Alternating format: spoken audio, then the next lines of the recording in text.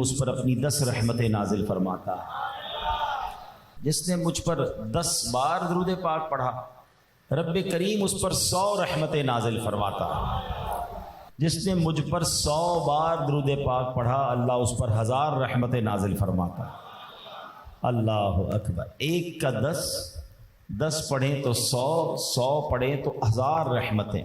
یعنی اگر کوئی چاہتا ہے کہ صبح و شام چاہے وہ کاروبار پہ ہو، نوکری پہ ہو، سفر میں ہو، گھر میں ہو، مجھ پر رحمتیں برستی رہیں تو درود پاک پڑھتے رہا کریں۔ لیکن آگے نبی پاک جو فرمان کا اگلا حصہ ہے وہ اور خوبصورت ہے۔